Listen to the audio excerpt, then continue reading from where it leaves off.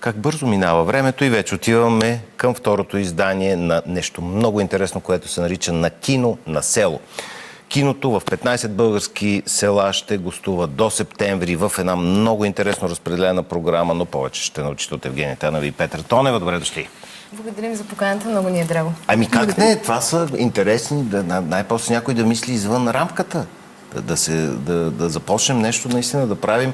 Между другото, в моето детство, в махалата, където имахме къща, пристигаше пътуващо кино, наистина прожекционист, който идваше, пускаше там в селското училище, в седната стая бяха ковчезите, но в другата стая беше киносалона, където се излъчваха такива класики от света на киното и беше много вълнуващо. Ето това искаме да върнем. Ето това усещане за общността, която стъпва в читалището, наслаждава се на изкуството, киното, може и други изкуства да стъпят, разбира се, и да станат спомени, които след това да разказваме.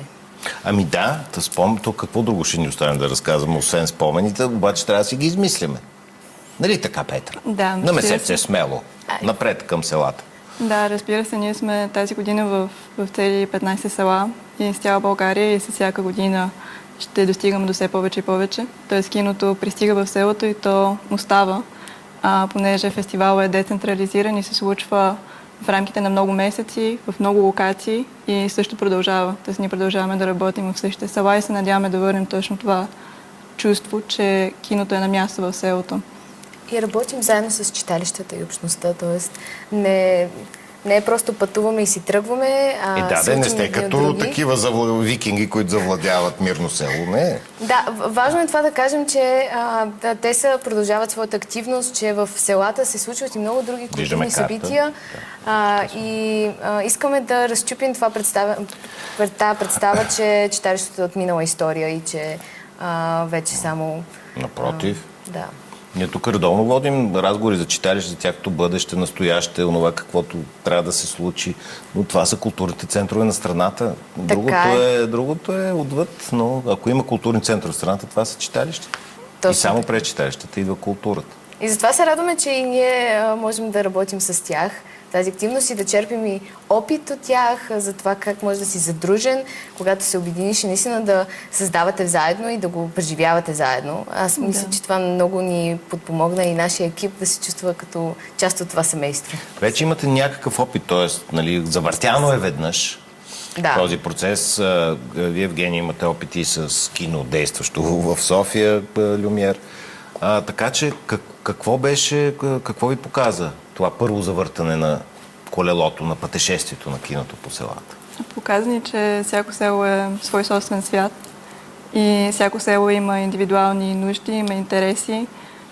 Случват се изключително интересни неща, които ни вдъхновяват и много се надяваме да осъществим и този контакт на селата. Не само между ние, между фестивала и селото, но и между самите села. Понеже видяхме страшно много вълнуващи практики, също бяхме приети и поканени в самата общност. И беше много вълнуващо, научихме много, което вече прилагаме тази година и продължаваме да се учим от тях. Кои са селата, да кажем? Редно е. Списъкът е огромен. Добре, да почнем с първите няколко района. Добре, айде по райони. Западна България имаме, в Централна България, Южна. Ето, имаме вече и картата. Имаме и вече карта. Преди 2 дни открихме фестивал в Житница с изключителния филм "Сантиментална стойност". Имахме пълна зала и много се радваме, че селото така привързано възприе филма и нас като концепция. След няколко дни сме в Бузовград с "Звукът на любовта", отново европейски филм, испански, който говори за семейство, в което жената е глуха, мъжът е чуващ и ще си имат дете и какви препятствия трябва да преживеят заедно, за да развият семейството си. Също така Куртово Конаре, Величково, Ветринци, Медушево, Бусинци, Долна Диканя, Долни Вадин, във всяко едно от селцата, Лик, Смоляновци, Габровница, не искам никой да изпусна. Тези са вече в северозапада. Галиче, разбира се, Ковачица. Аз съм на клетва в Габровница, но това са други неща. Да. Имаше тогава поделение. Ние бяхме на Лазаров ден в Долни Вадин. в маратон на четенето в Смоляновци, има екофестивал в Ветринци. Във всяко едно село се развива различен живот и се опитваме и със самата програма да се адаптираме по техните интереси. Да. Ще имаме специална тематика екология с филма "Нашето наследство" и разбира се и за децата сме отделили внимание с селекции за тинера, сме я кръстили "Малкият Никола" анимация, късометражна селекция с грижа. И може би много ценното, което развиваме, е работилниците за деца с цианотипия и с актьорско майсторство. И имаме още много идеи, ако искаш, Петра, разпрострете идеите, защото тук усещам амбициозен полъх. Да, разбира се. Ние се стараем да отбелязваме специалните поводи в селото и самите традиции и културни интереси. И третата ни работилница тази година е за история на киното.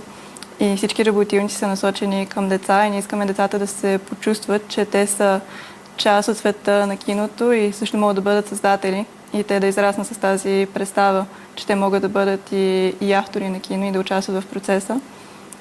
И това е нещо, което ние мечтаем и развиваме активно и всяка следваща година ще разширяваме работилниците, за да може всяко село да може да има работилница, пък и разбира се не само за деца, но и за възрастни.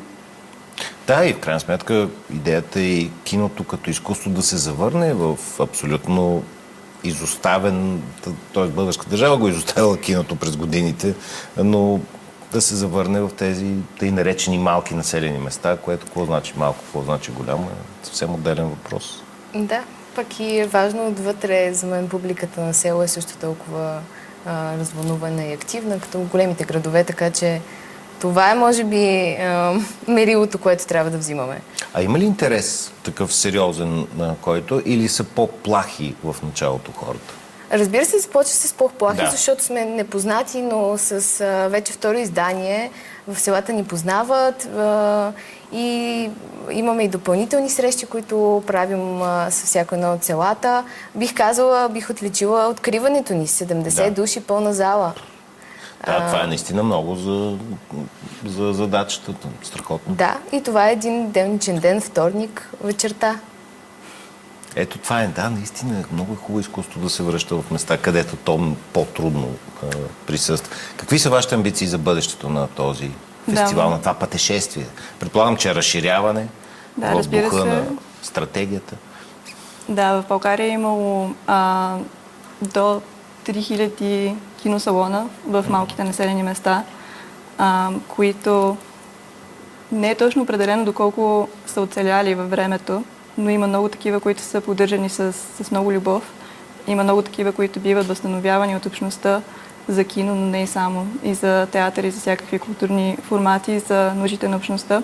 И ние искаме да изтъкнем тези примери и да дадем на тези села ясен контакт с един културен формат, който е именно киното, за да дадем от това вдъхновение, което виждаме в много села и то да бъде разширено. И за всяко следващо издание добавяме нови локации, като се надяваме да стигнем и до 100 села в рамките на следващите много години. Тъй за нас това е дългосрочен проект, в който виждаме много смисъл. Дай Боже това да се случи 100 до 200 да стигнете. Желая ви го от сърце на добър час в тази годишното издание. Завършваме предаването с музика от Руши и Белослава. Какво по-хубаво?